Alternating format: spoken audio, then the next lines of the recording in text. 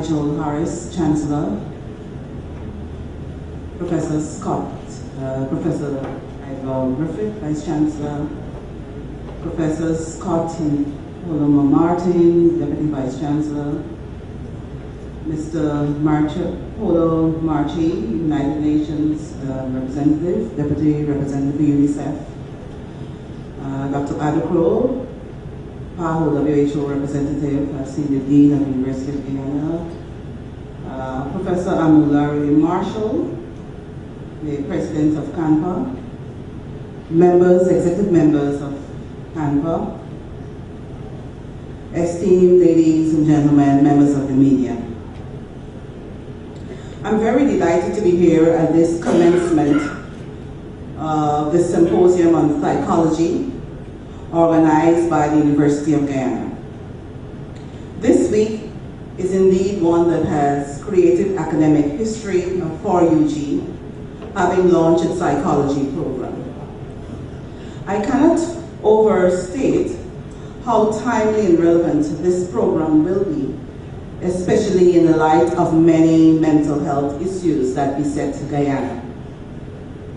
Undoubtedly, this program will produce highly trained practitioners capable of competently and professionally addressing a variety of mental health issues in order to enhance the lives of those who oftentimes suffer in silence.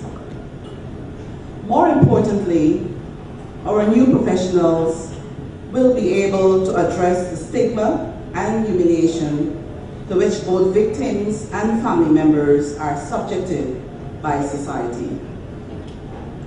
Today's symposium, I am certain, will provide a valuable opportunity for psychology professionals from different cultural backgrounds and diverse fields to explore the impact of psychology as a field of practice on community and individual mental health care.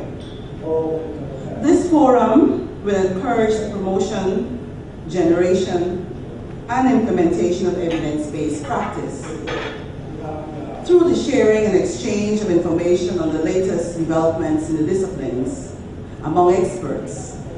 This symposium, I'm confident, will contribute to formulating national strategies in advancing the study of psychology in Guyana. The Ministry of Public Health is most grateful that the University of Guyana has launched its psychology program. The Ministry has established a mental health unit and is soon to develop a mental health institute. I need not identify the prodigious ways as a ministry and the country as a whole stand to benefit from the products of this program. We take mental health very seriously and will continue to address those issues with the use of scientific processes that yield results. Psychologists provide psychotherapy.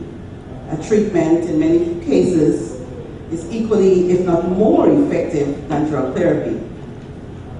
Cognitive and interpersonal psychotherapies, for example, are effective treatments for depression. Psychotherapy as an alternative to drug therapy is particularly valuable to elderly patients to avoid over-medication or side effects of various drugs and drug interactions. Psychotherapy is effective alone or in combination with medication to address a wide range of mental disorders, including anxiety disorders such as panic, obsessive compulsive, and post-traumatic stress disorders, depression, substance or alcohol abuse, and many other disorders that can devastate an individual's personal, family, social, and work life. Psychologists also diagnose health problems with state-of-the-art diagnostic testing tools. Physicians and other healthcare professionals turn to psychologists for their diagnostic capabilities and services, including, for example, detecting functional impairment and assessing the prognosis for improvement or deterioration in functioning. Psychologists apply these results and develop rehabilitative services and treatment. Screening for mental disorders in primary health care across the lifespan and in connection with treatment and support systems is one of the essential roles psychologists play within the public health system. Psychologists' screening services are key to meeting this need, and psychologists help patients develop coping strategies and healthy behaviors, which are effective in reducing the factors associated with the development of illness. People do rather inexplicable things that without psychology would never be explained.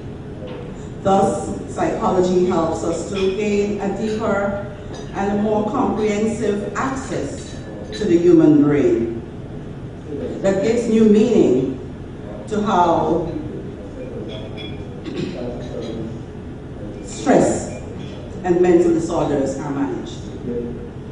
Psychologists are equipped with tools that will provide insights into the actions and thoughts, processes of people with whom they come in contact so that they can form improved relationships with themselves and their associates.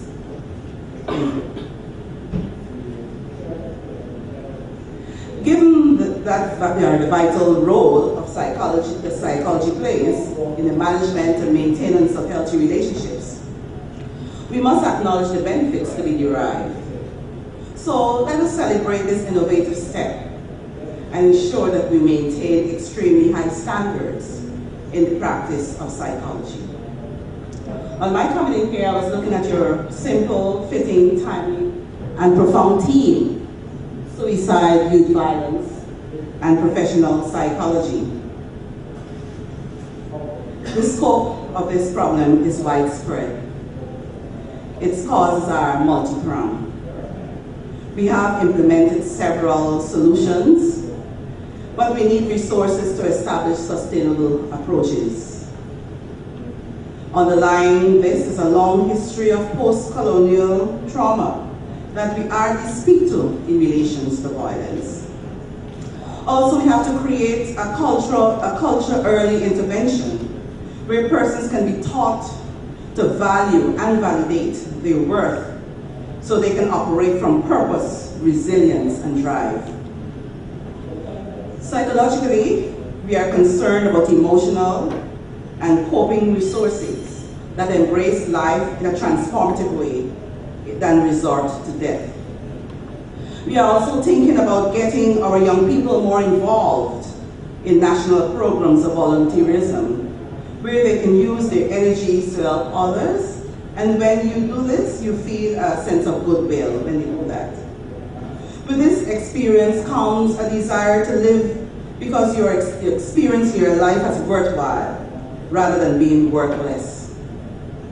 Depression, stress, intimate failures are all part of life, but we're focusing on how to help them mitigate life's trauma and spring back and meaningful and more redemptive ways.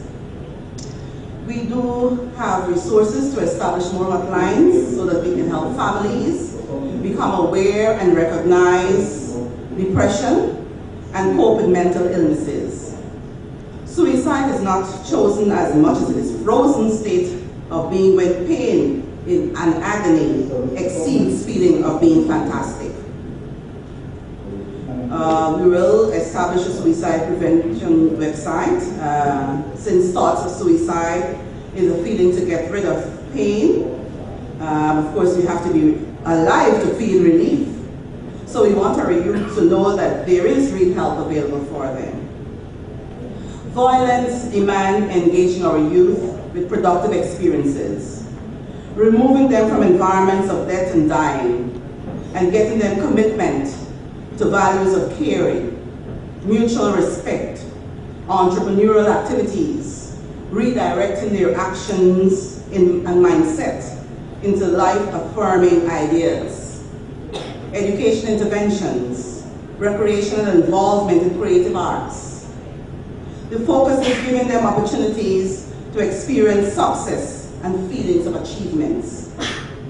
That anyone can get this experience truly historic, is truly holistic, calming through education, recreation, and arts. In our presence here, I've seen members of the religious faith-based community, and I have a word for you as well.